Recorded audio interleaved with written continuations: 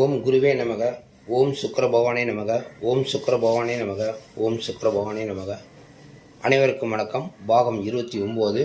இன்று சிம்ம ராசிக்கு சஷ்டாசகம் மற்றும் வேதியின் ரகசியத்தை பற்றி பார்க்கலாம் வாருங்கள். சிம்ம ராசியின் போது இந்த இடத்துல சந்திரன் ஒரு ஜாதகத்தில் இருப்பார். இப்போ மக நட்சத்திரம் அப்படின்னு எடுத்துக்கோங்க. மக நட்சத்திரத்துக்கு வேதை நட்சத்திரம் அப்படின்னு சொல்லக்கூடியது 8ஆக வரக்கூடிய இடத்தில் இங்கே ரேவதி நட்சத்திரம் மகம் 1 2 3 4 பாதத்துக்கு ரேவதி 1 2 3 4 பாதம் சஷ்டாசகமாக வேலை செய்யும். அதே நேரத்தில் இந்த நட்சத்திரத்தில் ஒரு கிரகம் இருந்தால் என்ன கிரகம் இருக்குன்னு பாருங்கள்.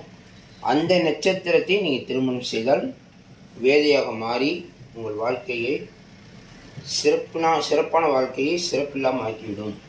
அடுத்து பூர நட்சத்திரம் 1 2 3 4 பாதம் இங்கே உத்திரட்டாதி 1 2 3 4 பாதம்.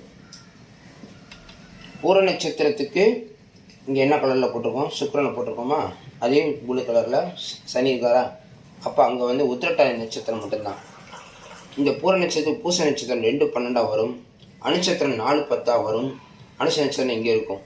அப்போ அதெல்லாம் வேலையை செய்யாது. ஆனால் உத்திரட்டாதி நட்சத்திரத்தில் ஒரு கிரகம் இருந்து அல்லது உத்திரட்டாதி நட்சத்திரத்தில் சேர்க்கும்போது கவனமாக சேர்க்க வேண்டும் என்பது தான் இந்த சஷ்டாசகம் வேதியின் ரகசியம் அப்படின்னு கொடுத்துருக்கோம். அப்புறம் இந்த இடத்துல உத்திரம் நட்சத்திரம் வரும். உத்திரம் 1ஆம் பாதம் வரும். ஓகேங்களா?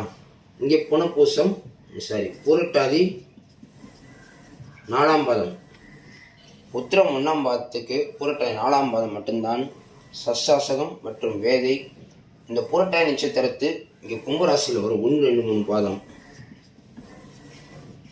1 2 3.